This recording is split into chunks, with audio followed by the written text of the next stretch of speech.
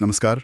आज हम दरभंगा के एक बहुत ही रहस्यमय योगी उगना महादेव पर एक गहन चर्चा करने जा रहे हैं। हाँ, और हमारी ये चर्चा आधारित है एक दस्तावेज ugnamahadevpdf पर। हम कोशिश करेंगे कि इस दस्तावेज में जो बातें हैं, जो दावे हैं, उन्हें आपके सामने रखें। बिल्कुल। तो हमारा मकसद यही है कि उगना महादेव की कहानी के जो सबसे महत्वपूर्ण और कह सकते हैं हैरान करने वाले पहलू हैं उन पर बात करें, जैसा इस स्रोत में बताया गया है। और इसकी शुरुआत मतलब कहानी की शुरुआत ही काफी अलौकिक बताई जाती है। कहते हैं कि उनके जन्म से पहले उनकी माँ को स्वयं शिव जी के दर्शन हुए थे। अच्छा, शिव जी के दर्शन? हाँ, और फिर जब उनका जन्म हुआ तो घर में ही एक स्वयंभू शिवलिंग प्रकट हो गया। स्वयंभू शिवलिंग जन्म के समय? जी, और साथ ही एक आकाशवाणी भी हुई जिसके अनुसार ये बालक कोई साधारण बालक नहीं बल्कि शिव का ही अंश अवतार है। अविश्वसनीय लगता है ये सब। और बचपन के बारे में भी कुछ असाधारण बातें हैं ना स्रोत में? हाँ, बिल्कुल। दस्तावेज बताता है कि सिर्फ 3 साल की उम्र में वो ध्यान में बैठ जाते थे और 7 साल की होते होते तो जंगलों में तपस्या करते पाए गए। 7 साल की उम्र में तपस्या? ये तो मतलब आम बच्चों जैसा तो बिल्कुल नहीं था। नहीं, बिल्कुल नहीं। और यहीं से एक तरह से उनकी आध्यात्मिक यात्रा की नींव पड़ी।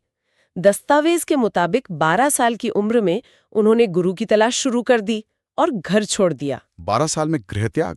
कहाँ गए वो? हिमालय। स्रोत कहता है कि हिमालय में उन्हें कोई अदृश्य साधु मिले। अदृश्य साधु? हाँ, मतलब वो दिखते नहीं थे पर उनसे ही इन्हें दीक्षा मिली और महाकाल संहिता का ज्ञान प्राप्त हुआ, जो बहुत ही गूढ़ ग्रंथ माना जाता है। और ये सब बहुत कम उम्र में हो गया। दस्तावेज दावा करता है कि सिर्फ 18 साल की उम्र तक वो सिद्धियों के स्वामी बन गए थे। हाँ, 18 वर्ष की आयु तक सिद्धियां यानी योग और तपस्या से मिलने वाली विशेष अलौकिक शक्तियां। और इन शक्तियों के प्रदर्शन के भी कई उदाहरण दिए गए हैं स्रोत में, जिन्हें लोग चमत्कार कहते हैं। हाँ, चमत्कारों की तो एक लंबी सूची है। जैसे एक घटना 1895 की बताई जाती है, जब दरभंगा में हैजा फैला था।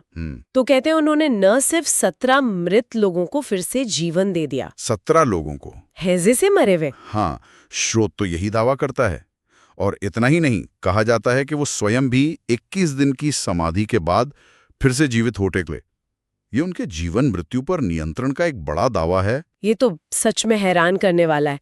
प्रकृति पर भी उनके अधिकार की बातें हैं, जैसे अकाल वगैरह में। हाँ, 1902 में जब भयानक अकाल पड़ा था तो दस्तावेज कहता है कि उन्होंने एक सूखे कुएं से पानी की धारा निकाल दी थी। सूखे कुएं से पानी? जी।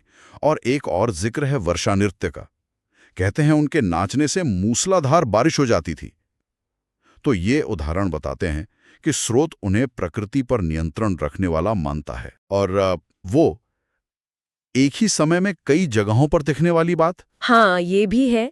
कई लोगों ने उन्हें एक ही समय पर अलग-अलग जगहों पर देखने का दावा किया और शिष्यों के सामने पत्थर को सोने में बदलने की घटना का भी वर्णन मिलता है।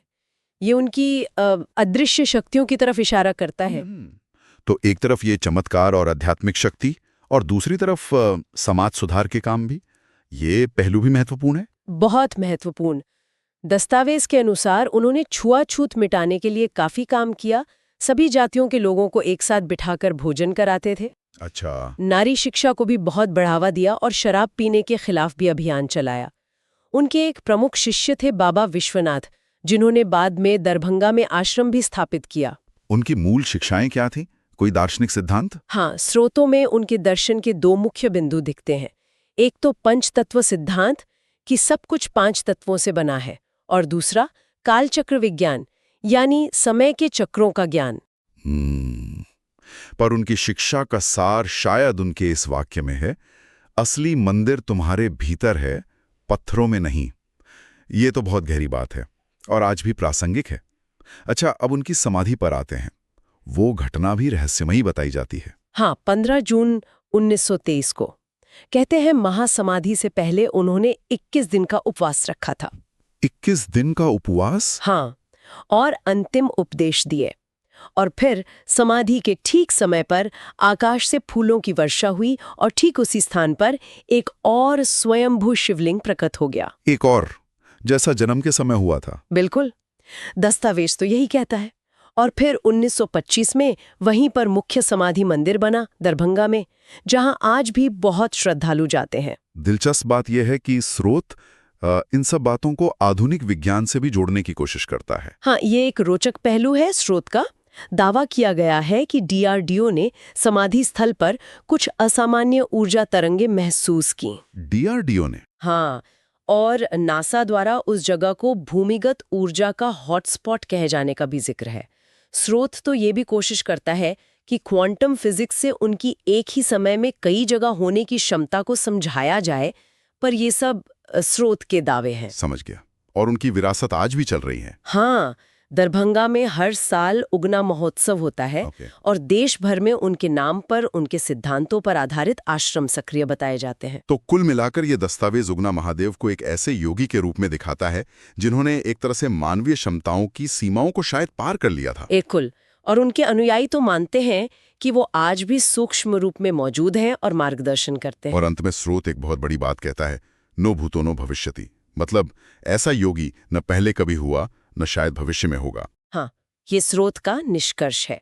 और ये याद रखना जरूरी है कि ये सारी जानकारी, जैसा दस्तावेज में साफ लिखा है, मुख्य रूप से स्थानीय किस्से कहानियों, मौखिक परंपराओं, शिष्यों के वृत्तांतों और जो भी दस्तावेज उपलब्ध है उन पर आधारित है। यानी ऐतिहासिक सत्यापन एक अलग विषय है। हाँ, बिल्कुल। अधिक गहराई से शोध के लिए स्रोत खुद दरभंगा पीठ के अभिलेखागार का जिक्र करता है। ठीक है, तो ये थी उगना महादेव की कहानी, जैसा कि स्रोत दस्तावेज में प्रस्तुत किया गया है। सोचने के लिए काफी कुछ है इसमें। निश्चित रूप से।